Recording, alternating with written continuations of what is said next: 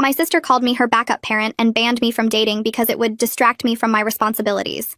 My sister Laura had 3 kids in 4 years with a guy named Brett who took off when the youngest was 6 months old. I stepped up immediately because that's what family does.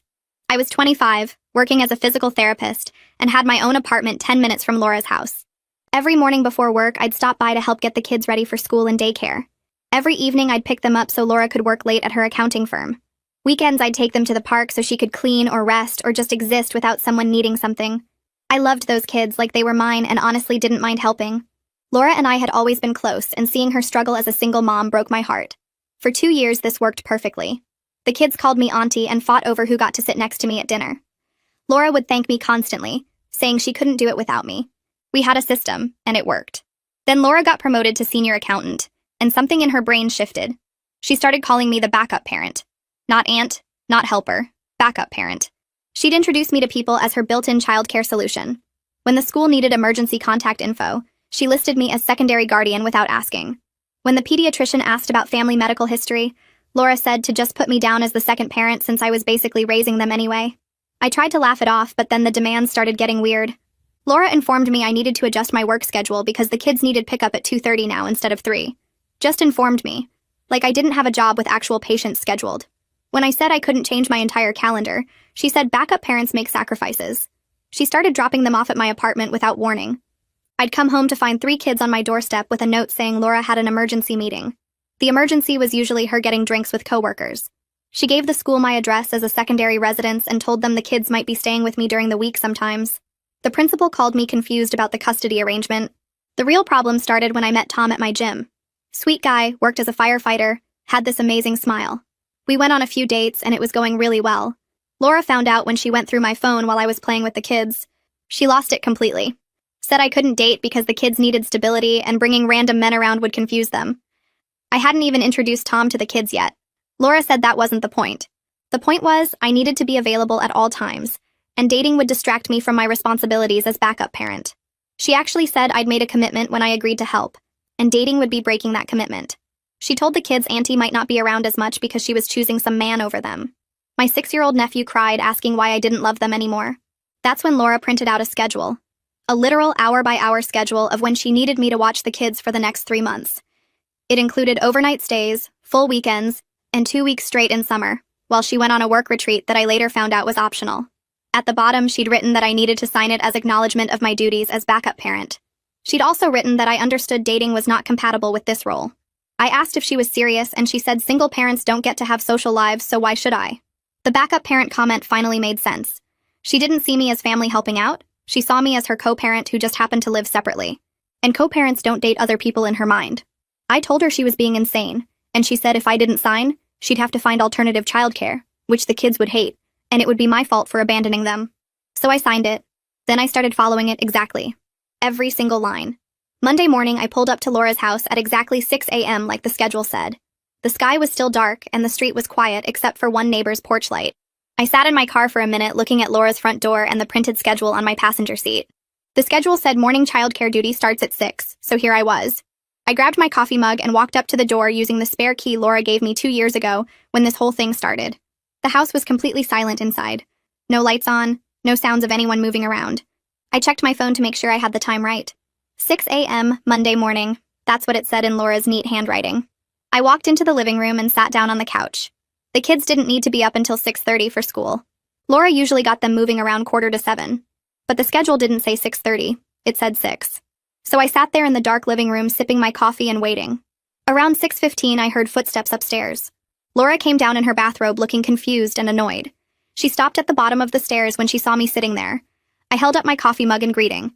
She asked what I was doing here so early, and I pulled out the printed schedule and showed her the first line. Morning childcare duty begins at 6 a.m. Monday through Friday. She stared at the paper, then at me. She said the kids weren't even awake yet, and I nodded and said, I know, but the schedule says 6, so I'm here at 6. Laura rubbed her face and asked what I was supposed to do for the next half hour. I looked at the schedule again and told her it doesn't specify my duties for this time block, just that I need to be present starting at 6. She looked like she wanted to argue, but instead just went to the kitchen to make coffee. I stayed on the couch scrolling through my phone.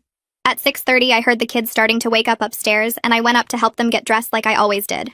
Laura stood in the kitchen doorway watching me with this weird expression I couldn't read.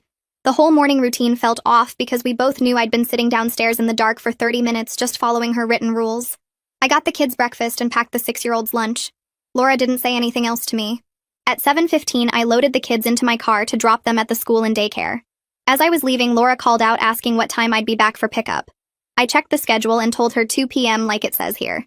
She said school doesn't end until 3, and I said I know, but the schedule says 2, so I'll be there at 2. Her face went red, but she just closed the door. I drove the kids to the school and daycare, then headed to work. My first patient was at 8:30, and I made it with 10 minutes to spare. Tuesday, I showed up at Laura's house at 6 a.m. again. This time, she was already downstairs waiting for me, looking tired and annoyed. The rest of the week went the same way. Every morning, I arrived at 6, even though the kids didn't need me until 6:30. I'd sit on the couch or help make coffee or just exist in the house for that extra half hour. Laura stopped commenting on it, but I could feel her watching me. The afternoon pickups were worse.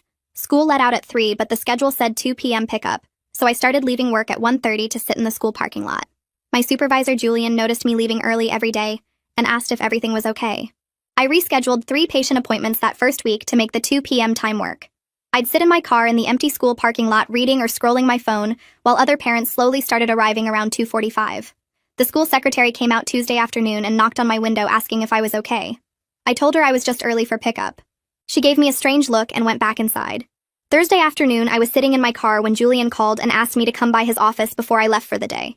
My stomach dropped because I knew my weird schedule was affecting my work. I picked up the kids at 3 after sitting in the parking lot for an hour, then dropped them at Laura's house. The schedule said evening childcare from 5 to 8 p.m., so I had time to go back to the clinic. Julian was in his office when I got there at 4:15. He's been my supervisor for 3 years, and we've always had a good working relationship. He asked me to sit down and then said he'd noticed my schedule had become really chaotic lately. I'd been rescheduling patients, leaving early, seeming distracted during appointments. He asked if something was going on that he should know about. I pulled out Laura's printed schedule and handed it to him. He read through it slowly, and his expression changed from concerned to confused to something like anger. He looked up at me and asked if this was serious. I told him yes. My sister created this schedule and demanded I sign it, and now I'm following it exactly. Julian read through it again, paying attention to the times. He pointed at the 2 p.m. pickup and said school doesn't end until 3. I said I know. He asked why I was following a schedule that didn't make sense, and I explained the whole situation. How Laura had been treating me like a backup parent instead of family. How she'd tried to ban me from dating. How she'd given me this schedule with a note at the bottom saying I understood dating wasn't compatible with my role. Julian put the schedule down and told me this was exploitation. He said what Laura was doing had a name and it wasn't okay. I felt my throat get tight because hearing someone else say it made it real. Julian suggested I needed to have a serious conversation with Laura about boundaries and expectations. I told him I wasn't ready for that conversation yet. I wanted Laura to see exactly what she was demanding before I confronted her directly. If I followed her schedule precisely, maybe she'd realize how unreasonable it was. Julian looked skeptical but said he understood. He also said I needed to figure this out soon because it was affecting my job performance and patient care. I promised I'd handle it and left his office feeling worse than before. I drove back to Laura's house for evening childcare duty. The schedule said 5 to 8 p.m. I got there at 4:55, and Laura was still at work. The kids were with the neighbor who watched them for the hour gap between school and when I usually picked them up. I collected them from next door and brought them back to Laura's house. We did homework and I made them dinner. At exactly 8 p.m., I put on my jacket and told the kids I had to go. The 6-year-old asked why I was leaving, and I said, because my schedule says 8 p.m. is the end of evening duties. He asked where Mommy was, and I said I didn't know, but she'd be home soon. I texted Laura that I was leaving at 8 as scheduled. I got in my car and drove home. My phone rang before I even got out of Laura's neighborhood. It was Laura, and she was furious. She asked where I was, and I said I was heading home. She said the kids were alone, and I reminded her that I left at 8 p.m. exactly as the schedule specified. Laura started yelling that she wasn't home yet and I couldn't just leave the kids alone. I asked her what time the schedule said evening duties ended, and there was silence. Then she said 8 p.m., but obviously she expected me to stay until she got there. I told her the schedule doesn't say that. It just says 8 p.m. She called me petty and ridiculous. I asked her calmly if she wanted me to follow the schedule or not. More silence. Then she said through what sounded like gritted teeth that yes, I should follow the schedule. I said okay, then I'll see her tomorrow at 6 a.m. and hung up. Wednesday morning, I showed up at 6 a.m. and Laura looked exhausted. She'd clearly had to leave work early the night before to get home to the kids. She didn't say anything to me, just made coffee and got ready for work. The pattern continued through the week. Thursday, I left at 8 p.m. sharp again, even though Laura texted me at 7:45 saying she was running late. I texted back that the schedule says 8 p.m. She had to leave another work meeting early. By Friday, Laura was visibly stressed. She had bags under her eyes and kept checking her phone. I picked up the kids at 2 p.m. after sitting in the school parking lot for an hour. I brought them back to Laura's house at 5 for evening duties. At 7:30, Laura came home early looking defeated. She walked past me without saying anything and went straight upstairs. I stayed until 8 p.m., then left. My phone didn't ring this time. Saturday morning, I woke up in my own apartment with no schedule obligations and felt lighter than I had all week. Laura had the kids on the weekend according to her schedule. My phone rang at 9 a.m. and it was Tom asking if I wanted to grab breakfast. I said yes immediately. For the first time in a week, I felt like myself again. I got dressed and drove to the diner where Tom was already waiting in a booth by the window. He stood up and hugged me, and I realized how much I'd missed normal human interaction that wasn't dictated by a printed schedule. We ordered coffee and pancakes, and Tom asked how my week had been. I laughed, and it came out a little shaky. I told him about following Laura's schedule exactly, about showing up at 6 a.m. when the kids didn't wake until 6:30, about sitting in the school parking lots for an hour every afternoon, about leaving at exactly 8 p.m. even when Laura wasn't home yet. Tom listened without interrupting, and his face showed concern but not judgment. When I finished, he reached across the table and took my hand. He said it sounded like I was handling an impossible situation the only way that made sense. He didn't try to fix it or tell me what I should do differently. He just said he was sorry my sister was putting me through this, and he was here if I needed anything. We finished breakfast and walked around downtown for a while. Tom told me about a fire call his station had responded to earlier in the week. Normal conversation about normal life. I felt the tension in my shoulders start to ease. He asked if I wanted to catch a movie later, and I said yes. We spent the whole day together, and I didn't think about Laura's schedule once until my phone buzzed with a text from her, asking if I could take the kids tomorrow because she had plans. I showed Tom the message and he raised his eyebrows. I texted back that Sunday wasn't on the schedule. Laura responded with 3 angry face emojis. Tom said I was doing the right thing and I wanted to believe him. Sunday night, I checked my phone and saw 17 missed calls from Laura. The voicemail she left sounded panicked and angry at the same time, saying she needed to talk to me immediately about the schedule. I deleted it without calling back because Sunday wasn't on the schedule I signed. Monday morning, I showed up at 6 a.m. exactly as written and found a new copy of the schedule taped to Laura's front door. This one had handwritten notes scribbled in the margins with different colored pens. Next to the 6 a.m. start time, she'd written, "Obviously this means be ready to help when kids wake up, not just sit around." Next to the 2 p.m. pickup, she'd written, "Or earlier if I text you, use common sense." At the bottom, she'd added a whole paragraph about how the schedule was meant to be flexible, and I should interpret it with the kids' best interests in mind. I took a picture of it with my phone, peeled it off the door, and threw it in Laura's recycling bin. Then I knocked and waited. Laura opened the door looking surprised to see me standing there empty-handed. She asked where the new schedule was, and I told her I only signed one schedule and that's the only one I'm following. She started to argue, but I walked past her into the kitchen and poured myself coffee. The kids were still asleep upstairs, and Laura followed me asking why I was being so difficult about simple clarifications. I reminded her that the document I signed didn't say anything about clarifications or amendments. She'd demanded I sign a specific agreement, and now she was stuck with what she wrote. Laura's face went red, and she said I was being ridiculous and petty over semantics. I shrugged and sat down on her couch to wait until the kids actually needed me. By Tuesday, I was exhausted in a way that had nothing to do with the actual hours. Following the schedule exactly meant constantly checking the time, constantly enforcing boundaries, constantly saying no to Laura's attempts to modify our agreement. My coworker Kira noticed me staring at my phone during our lunch break and asked if everything was okay. I hadn't planned to tell anyone at work about the situation, but something about her genuine concern made the whole story come spilling out. I showed her Laura's printed schedule with all my notes and timestamps. I explained about the backup parent designation and the ban on dating and how I was following every line exactly to prove a point. Kira's face shifted from confused to concerned to horrified as I talked. When I finished, she was quiet for a long moment before saying that what Laura was doing had a name. She called it parentification and exploitation. She said her wife Harper was an elementary school teacher, and they'd learned about this pattern in families where one adult inappropriately burdens another adult or older child with parenting responsibilities. Kira said it was a form of manipulation and control that people often don't recognize because it's wrapped up in family obligation language. Hearing someone name what was happening made my chest feel tight.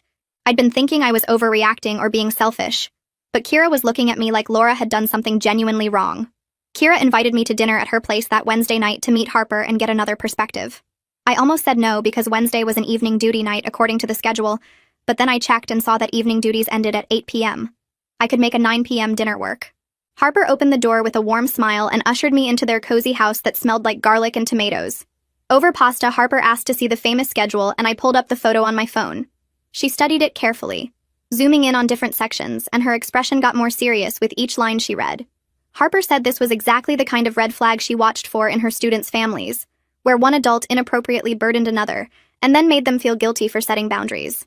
She pointed to the line about dating being incompatible with backup parent duties and said that was especially concerning because it showed Laura felt entitled to control my entire personal life. Harper asked how long this had been going on, and I realized with a sick feeling that the intense schedule was recent, but the pattern had been building for 2 years. Harper nodded like she'd expected that answer. She said Laura's behavior had probably escalated right after getting promoted, because sometimes people respond to increased responsibility by trying to control everything around them, instead of adjusting their own expectations. It was easier for Laura to control me than to admit she needed to hire actual help, or reduce her work hours, or accept that she couldn't do everything perfectly. The validation from Harper helped me feel less crazy, but it also made me angry in a way I hadn't let myself feel before. I'd been so focused on helping Laura and loving the kids that I hadn't stopped to question whether what she was asking was reasonable or fair. Harper said something else that stuck with me.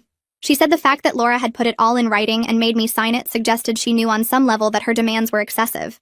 Otherwise, why would she need a formal agreement? People don't make their family members sign contracts unless they're worried about pushback. That comment rattled around in my head the whole drive home. Laura had been worried I'd say no, so she'd manufactured a crisis with the kids' emotions and then presented the schedule as the only solution. I'd signed it because I felt trapped, but Laura had set the trap deliberately. Thursday morning, my phone buzzed with a text from Laura asking me to pick up the kids at noon instead of 2 p.m. because she had an important meeting. I stared at the message for a long moment before typing back that the schedule said 2 p.m. pickup, and that's when I'd be there. Laura responded immediately asking if I was seriously going to make her miss a crucial meeting over 2 hours. I replied that I had patients scheduled until 2 p.m. and couldn't change my work calendar. She sent back 3 angry emojis and then nothing else. I silenced my phone and went to see my first patient of the day. At noon, my phone started buzzing again, but I ignored it. At 1 p.m., Julian knocked on my treatment room door between patients and said I had an urgent call. I told him to take a message because I was with patients. He gave me a strange look but nodded and left. At 2 p.m., I checked my phone and saw 12 missed calls from Laura and 6 text messages getting progressively more frantic. The last one said she'd had to leave her meeting early and I'd made her look unprofessional in front of her entire team. I didn't respond. Wednesday of the following week, Laura showed up at my clinic during my lunch break. The receptionist looked uncomfortable as she led Laura back to the break room where I was eating a sandwich. Laura's face was flushed and her hands were shaking as she demanded to know why I was being so rigid and difficult when I knew she needed flexibility. She said the schedule was meant to be a framework, not a prison, and I was deliberately misinterpreting it to punish her. I finished chewing my bite of sandwich before responding. I told her calmly that this was exactly the schedule she'd created and demanded I sign. I was simply following our agreement to the letter, because that's what she'd asked me to do. If the schedule didn't work for her actual needs, then maybe she should reconsider what she was asking of me. Laura's voice got louder as she said I was being petty and vindictive, punishing her for setting reasonable boundaries about my dating life. Several of my coworkers had stopped what they were doing to watch our conversation through the break room window. I kept my voice level and quiet as I responded that I wasn't punishing anyone. I was just demonstrating that her expectations were impossible for both of us. The schedule she'd created didn't account for real life or flexibility, or the fact that I had my own job and responsibilities. She'd tried to make me sign away my autonomy, and now she was discovering that the control she wanted wasn't actually workable. Laura opened her mouth to argue, but nothing came out. Her face crumpled, and for a second I thought she might cry, but instead she turned and walked quickly out of the break room. Through the window, I watched her push past the receptionist and leave the building. Julian appeared in the doorway a moment later, looking concerned. He asked if I was okay, and I nodded even though my hands were shaking. Julian sat down across from me and said gently that we needed to talk about what was happening. He said my family situation was affecting my professional reputation and patient care. 3 patients had mentioned that I seemed distracted lately, and I'd had to reschedule multiple appointments to accommodate Laura's schedule demands. Julian said he understood family obligations, but I needed to protect my job because Laura's behavior was creating problems that extended beyond our personal relationship. I promised him I was handling it and the situation would resolve soon. Julian didn't look convinced, but he nodded and left me alone to finish my lunch. I couldn't eat the rest of my sandwich. That evening, I sat down at my kitchen table with Laura's printed schedule and a calculator. I went through line by line and added up the actual hours she was demanding. Morning duties from 6 a.m. to 8 a.m. was 2 hours daily.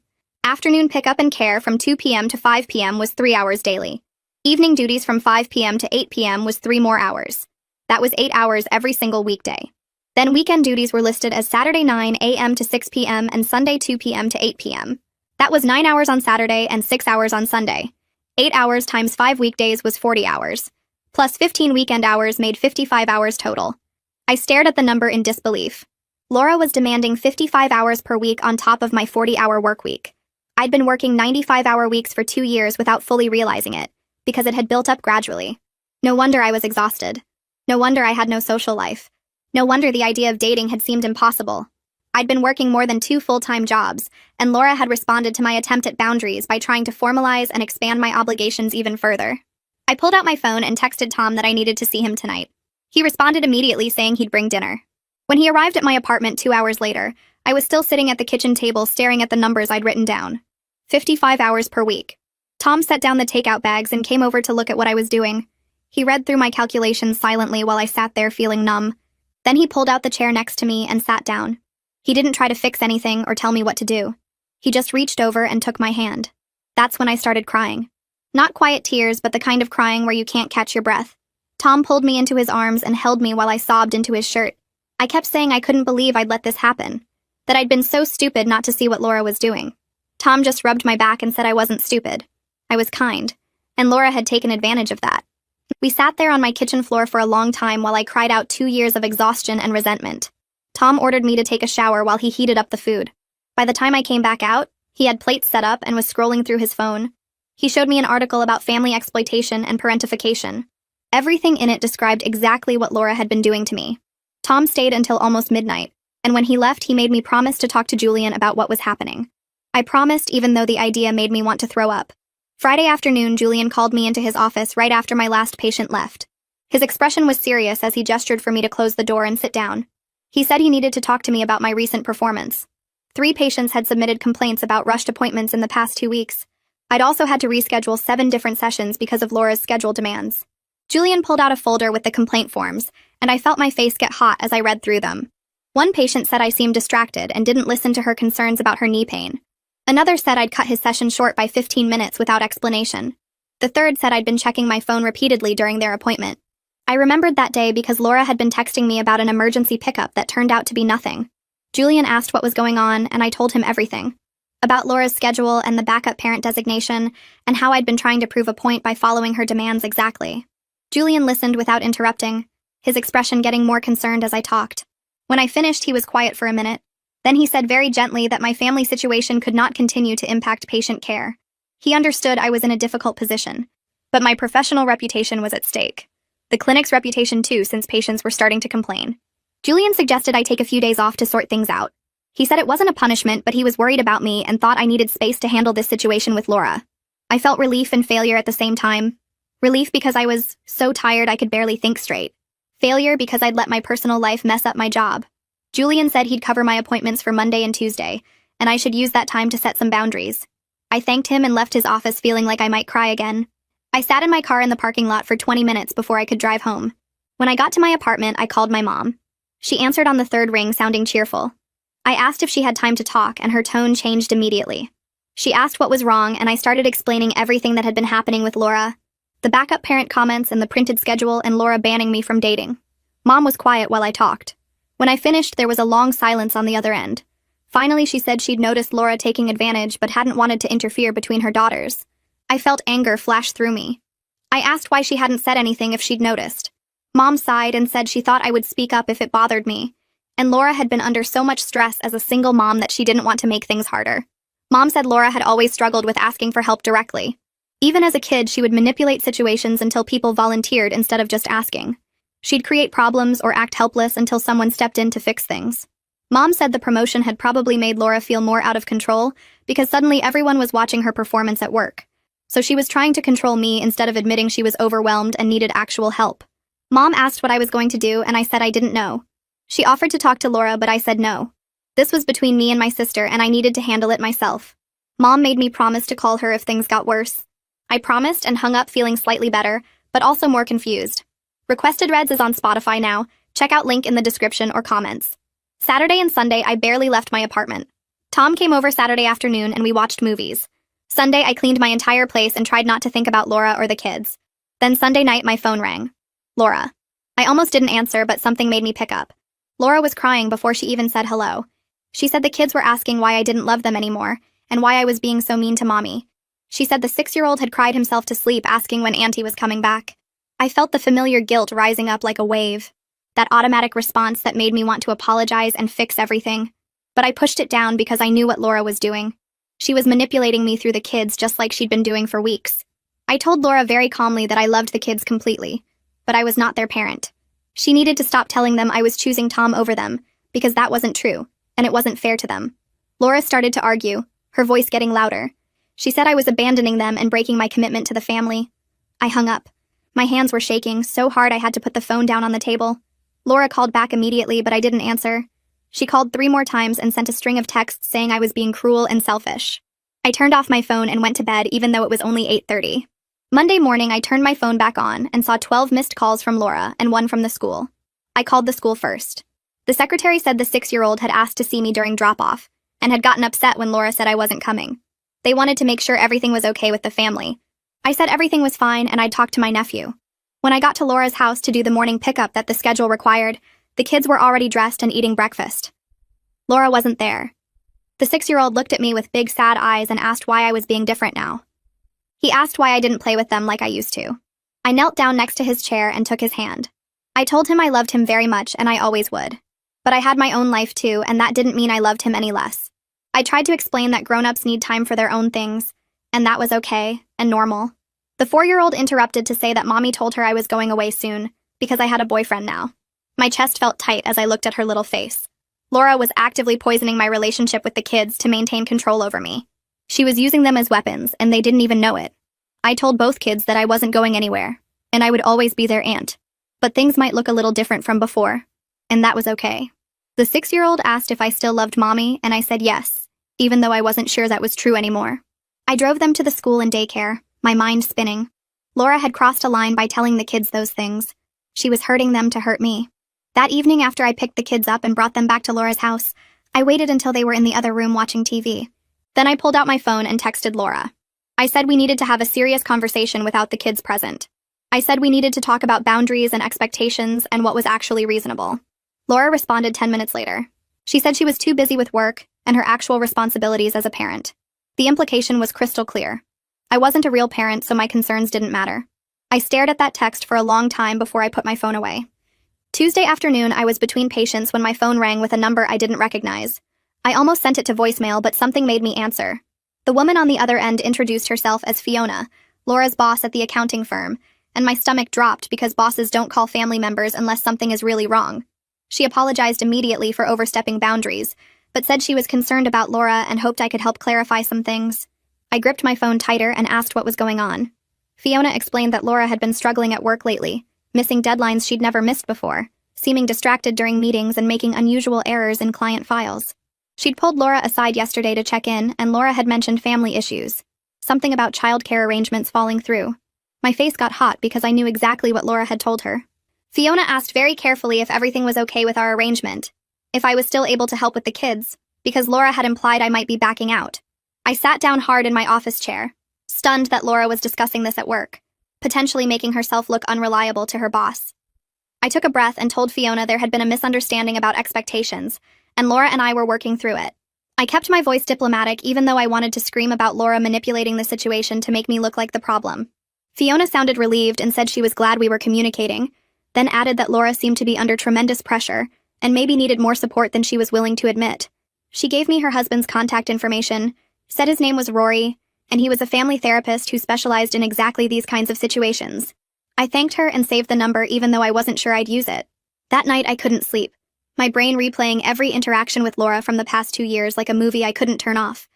I stared at my ceiling, remembering the exact moment the backup parent language started, and suddenly it clicked into place like a puzzle piece I'd been ignoring.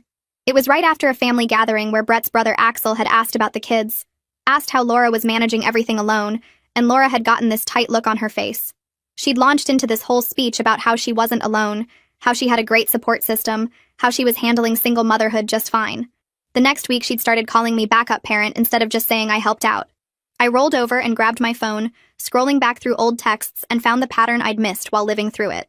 Every time someone questioned her parenting or implied she needed help, Laura's control over me got tighter. When her coworker mentioned daycare options, Laura added morning duties to my schedule. When Mom suggested a cleaning service, Laura started having me come over on weekends to help with housework. The promotion had given her financial security, but also more eyes on her, more people watching, More chances for someone to notice she was struggling. She couldn't control whether people judged her, but she could control me. Could make it look like she had everything perfectly managed by turning me into her shadow parent. Thursday morning, I called Rory's number before I could talk myself out of it. He answered on the second ring, and I explained who I was and how I got his contact information. He suggested we meet that afternoon during my lunch break at a coffee shop near my clinic. I showed up 10 minutes early and ordered tea I didn't drink, my hands shaking around the paper cup. Rory arrived exactly on time. A calm-looking man in his 40s who sat down across from me and just waited for me to start talking. I told him everything. The whole story from Brett leaving to the printed schedule to Laura banning me from dating. He listened without interrupting, just nodding occasionally and taking notes on a small pad.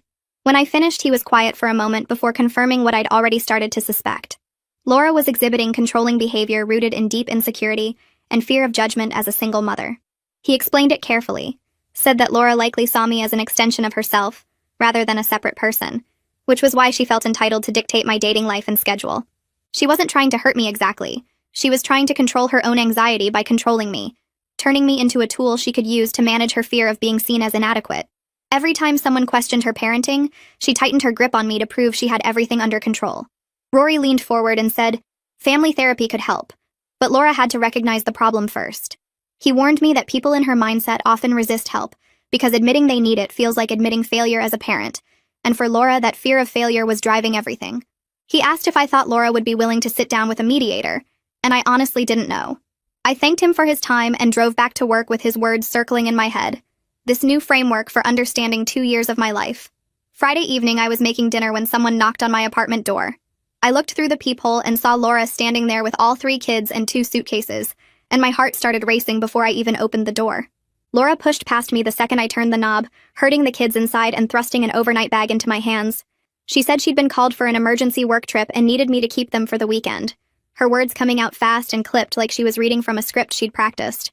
I looked at the kids standing in my entryway looking confused and tired, then at Laura who wouldn't quite meet my eyes.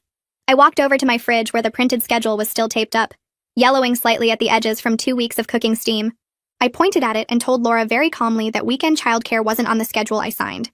Laura's face went red immediately, that angry flush I'd seen 100 times before. She started yelling that I was being ridiculous. This was an emergency. Family helps family when emergencies happen.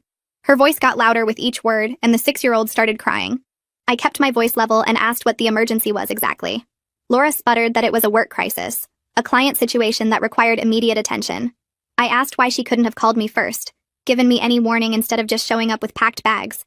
She said there wasn't time and I was making this so much harder than it needed to be. I pulled the printed schedule off my fridge and held it up so Laura could see the yellowing paper with her own handwriting.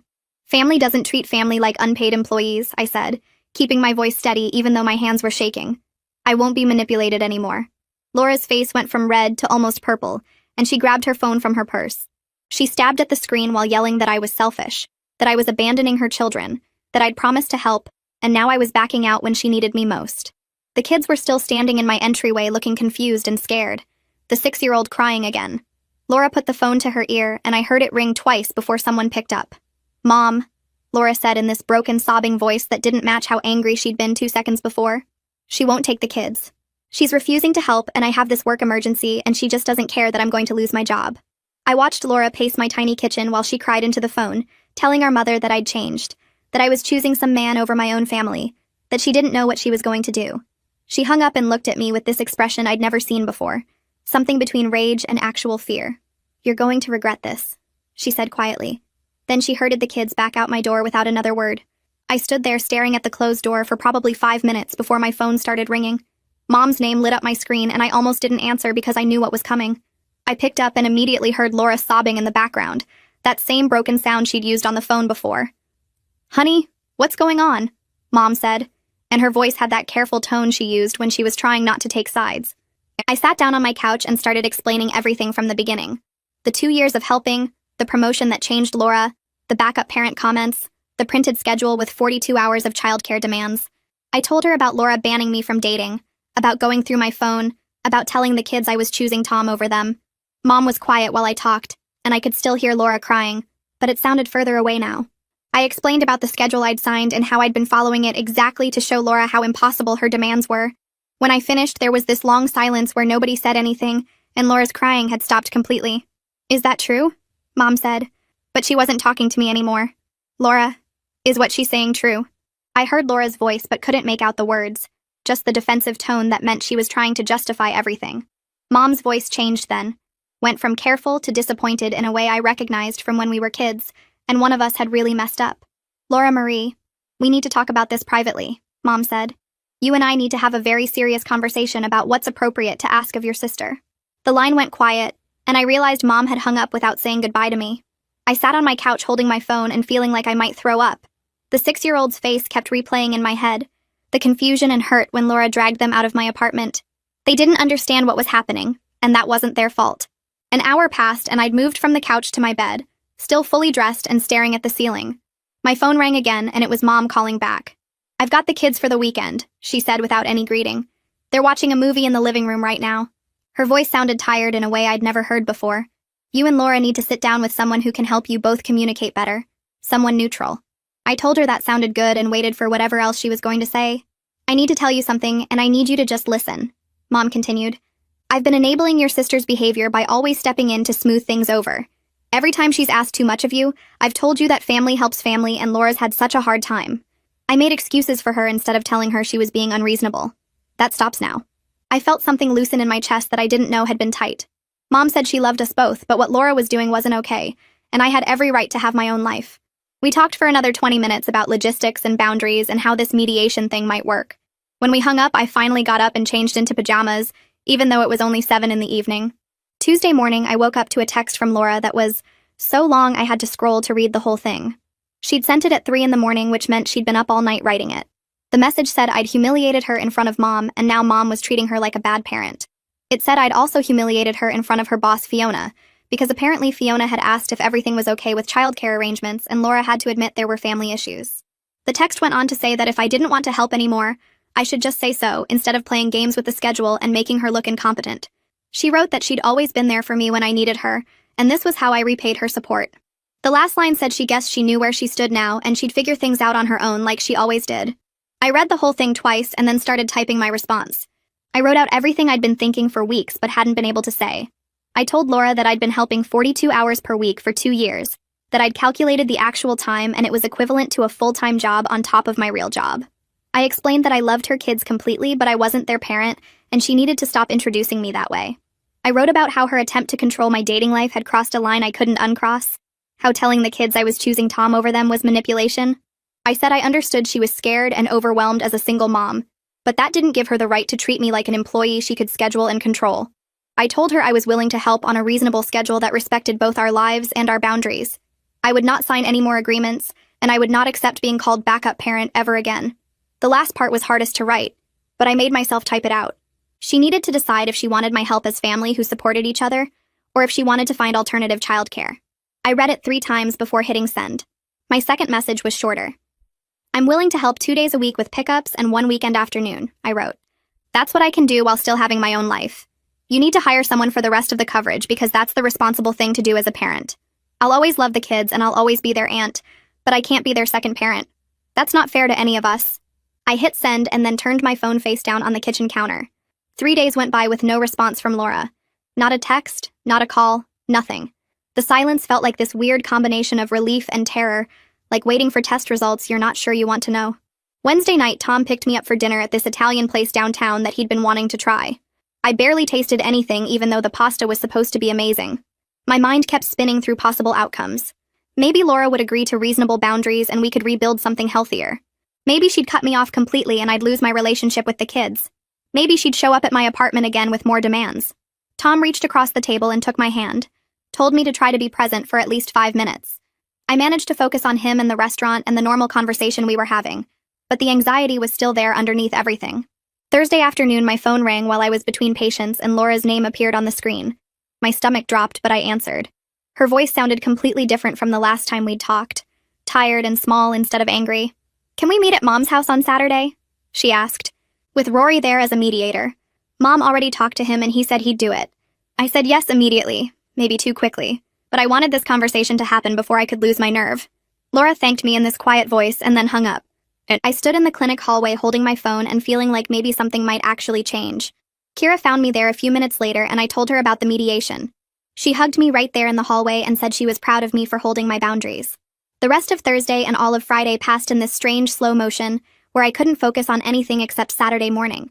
Saturday morning arrived and I was up at 6 even though the mediation wasn't until 10.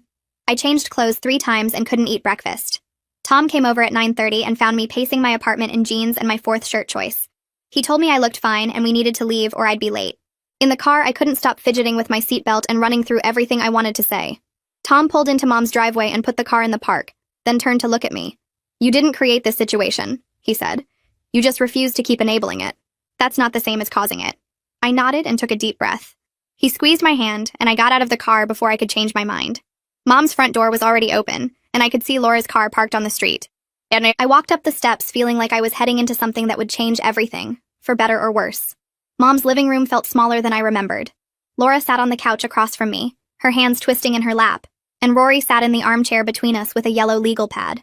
Mom stood near the kitchen doorway like she couldn't decide if she should sit or stay ready to escape. Rory started by asking us each to describe the situation from our perspective without interrupting each other. Laura went first, and her voice came out defensive and shaky at the same time. She talked about how hard everything was as a single mom, how she couldn't do it alone, how I'd always been there, and she thought that meant I always would be. She said the schedule was just trying to organize what we were already doing, that she didn't understand why I was suddenly making everything so difficult. I watched her face while she talked, and saw the tears building up, saw her jaw set in that stubborn way she'd had since we were kids. When it was my turn, I pulled out my phone and showed Rory the schedule Laura had printed. He studied it for a long minute, then asked me to walk through a typical week. I started with Monday morning at 6, the pickup times, the evening duties, the weekend coverage, the overnight stays. I kept my voice steady and factual, just listing what the schedule required hour by hour. Rory wrote numbers on his legal pad while I talked. When I finished, he looked up at Laura and asked if this was accurate. She nodded but said I was making it sound worse than it was. That family helps each other. Rory asked how many hours per week the schedule required from me. Laura opened her mouth but nothing came out. Rory turned his pad around so we could both see the calculation written there in neat columns. 42 hours per week of childcare. Laura stared at the number like she'd never seen it before. Rory asked her gently if she realized she'd been asking me to work a full-time job on top of my actual full-time job. Laura's face changed then, the defensiveness cracking into something that looked like shock. She said she never added it up like that. She just knew she needed help with morning and evening and weekends. Rory nodded and asked what would happen if she hired someone to provide 42 hours of childcare per week. Laura whispered that it would cost more than her mortgage payment. The room went quiet except for the kitchen clock ticking. Then Laura started crying for real. Not the angry defensive tears from before, but these horrible broken sobs that shook her whole body. She said she was so scared all the time. Scared of failing. Scared of people judging her. Scared that Brett leaving proved she wasn't good enough to be anyone's partner or parent. She said when I agreed to help after Brett left, it felt like maybe she wasn't completely alone. Like maybe if I was committed as backup parent, then she had someone and wasn't just a failure doing it all by herself. The words came out messy and desperate between sobs. She said the promotion made everything worse because more people were watching her. More people could see if she messed up, and she needed me to be locked in so she wouldn't fall apart. I felt my own throat getting tight listening to her. I understood the fear, I really did, but understanding it didn't make what she'd done okay. I waited until her crying slowed down. Then I said, I got why she was scared, but I couldn't sacrifice my whole life to manage her worry. I told her I loved her, and I loved the kids completely, but I needed boundaries, and she needed to accept that asking for help wasn't the same as failing as a parent. Laura wiped her face and said she knew she'd gone too far, that somewhere along the way helping had turned into expecting, and she couldn't see it until Rory wrote that number on the pad. Rory asked what would feel reasonable for both of us going forward. I said I could do pickups 2 days a week and 1 weekend afternoon, maybe 4 or 5 hours total. Laura looked panicked and asked what about the rest of the time. Rory suggested she hire a part-time nanny for the other coverage, said it was the responsible thing to do and didn't mean she was failing. Laura argued that hiring help felt like admitting defeat. Mom finally spoke up from the doorway and said that was ridiculous, that every parent needs support and paying for good childcare was smart. Parenting, not weakness. We spent the next hour working out details with Rory guiding the conversation. Laura agreed to stop introducing me as backup parent, and to respect that I had my own life, including dating. She'd hire a nanny for the coverage I couldn't provide. I'd help 2 weekday afternoons and 1 weekend afternoon, but anything beyond that required advance notice and my actual agreement. Laura looked at me with red, swollen eyes and said she was sorry for manipulating the kids, for telling them I was choosing Tom over them. She admitted she'd been jealous that I might have the relationship she lost with Brett, and she'd taken that fear and anger out on me in a way that was completely unfair. Her voice broke on the last words. I reached across the space between us and took her hand. Mom came and sat on the arm of the couch next to Laura, putting her hand on Laura's shoulder. Mom said she should have stepped in earlier instead of letting things get this bad, that she'd watched Laura's behavior get worse and worse but didn't want to interfere between her daughters. She promised she'd be more present to help Laura work through the single-parent anxiety without dumping it all on me. Rory made us both agree to check in with him in 2 weeks to see how the new arrangement was working. Laura signed a paper acknowledging the boundaries we'd set, and I signed one agreeing to my specific commitment. It felt weird and formal, but also necessary after everything that had happened. When we left Mom's house, 3 hours had passed and I felt completely drained. Tom was waiting in his car and he took one look at my face and pulled me into a hug without asking questions. The following week felt strange in a way I couldn't quite name. Wednesday afternoon, I picked up the kids from the school like we'd agreed and took them to the park. The 6-year-old ran straight to the swings shouting for me to push him. The 4-year-old wanted to play tag. The 2-year-old toddled after a dog with his arms out. I wasn't checking my phone every 5 minutes or watching the clock worried about what came next. I actually played with them, laughed at their jokes, helped them climb the jungle gym without feeling that crushing weight of resentment. When I dropped them back at Laura's house at 5:30, the 6-year-old hugged me and said this was more fun than before. I asked what he meant, and he said I wasn't grumpy anymore. His honesty stung, but he was right. The rigid schedule had turned me into someone stressed and resentful, and the kids had felt it even if they couldn't name it. Laura started seeing Rory individually the next week for therapy about her control issues and single-parent fears. She texted me after her first session saying thank you for forcing this, that she hadn't realized how much terror was driving everything she did. She said Rory was helping her see that asking for help directly was actually stronger than manipulating people into giving it. 2 weeks after the mediation, Tom and I had dinner at Laura's house with her and the kids. Laura had ordered pizza and set up the dining room table with actual plates instead of paper. It was awkward at first with everyone being extra polite and careful.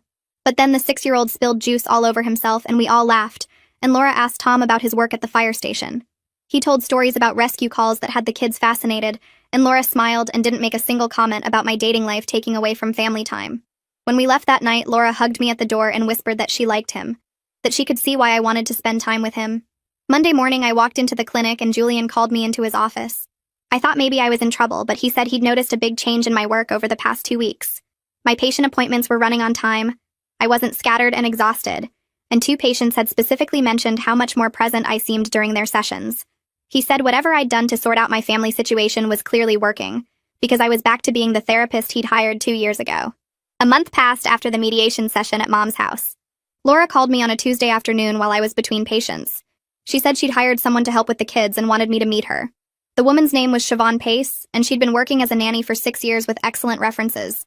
Laura's voice sounded different on the phone, lighter somehow, like she'd been carrying something heavy and finally put it down. I drove to Laura's house that Saturday morning and found a woman in her early 30s playing board games with all 3 kids in the living room. Siobhan had dark curly hair and laugh lines around her eyes, and the kids were completely focused on the game instead of fighting or demanding attention. Laura pulled me into the kitchen and admitted she'd been scared to hire help because it felt like failing as a mom. She said Rory had helped her see that asking for professional childcare wasn't admitting defeat. It was being responsible about what she could actually handle. The relief on Laura's face was obvious, and I hugged her without saying anything, because words would have made it awkward. Siobhan came 3 afternoons a week and every other Saturday, giving Laura actual breathing room in her schedule. The kids adapted fast because Siobhan knew how to make cleanup time into a game, and never seemed tired or frustrated with their constant questions. I picked up the kids one Wednesday afternoon a few weeks later for our scheduled park time. The 6-year-old ran straight to me when I arrived and wrapped his arms around my legs. We walked to the playground near Laura's house and I pushed him on the swings while the 4-year-old played in the sandbox. He asked if we could get ice cream after, and I said yes because the schedule wasn't controlling every minute anymore. We sat on a bench eating our cones and he looked at me with chocolate ice cream on his nose. He said he liked having special aunt time now instead of everyday time. I asked him why, and he said because I wasn't tired and grumpy anymore when we hung out. His words stung even though his voice was completely matter-of-fact, just stating something he'd noticed. I wiped the ice cream off his face and told him I liked special time better too. He smiled and went back to his cone, and I realized he was right. When I'd been following that rigid schedule, I'd been resentful and exhausted, and the kids had felt it even if they couldn't name it. Now when I spent time with them, I actually wanted to be there, and they could tell the difference. 3 months after the mediation, my relationship with Laura had changed into something I didn't quite recognize yet. We weren't as close as we'd been before everything exploded. There was still tension sometimes when she made requests that felt too much like the old pattern. But we had clear boundaries now, and we both respected them most of the time. Laura didn't call me backup parent anymore, and she'd stopped introducing me as her childcare solution. When we had family dinners, the conversation felt careful in a way it never used to, like we were both watching for old habits trying to creep back in. Mom came over more often to help with the kids, and Laura had started actually accepting that help instead of pretending she had everything under control. The kids seemed happier overall, with more adults sharing the load and less pressure on any single person. It wasn't the easy closeness Laura and I used to have, but it felt more honest somehow, built on reality instead of unstated expectations and growing resentment. Tom and I started planning a weekend trip to the coast for next month. We were looking at hotels online one evening at my apartment when I realized I should probably tell Laura since it fell on one of my usual kid days. I texted her about the dates and asked if she could adjust the schedule. She responded within minutes saying to have fun and she'd work it out with Siobhan. No guilt trip, no comment about me prioritizing my relationship over family. Just a simple acknowledgement that I had my own life. I showed Tom the text and he smiled and said it was progress. It was such a small moment. Laura's casual response about a weekend away. But it represented everything I'd fought for over the past few months. The right to have my own life and my own plans while still being a loving aunt to my sister's kids.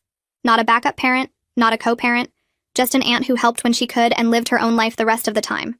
That's how it went from my side. Now I want to hear your version. Drop your thoughts in the comments. I'll be reading through later.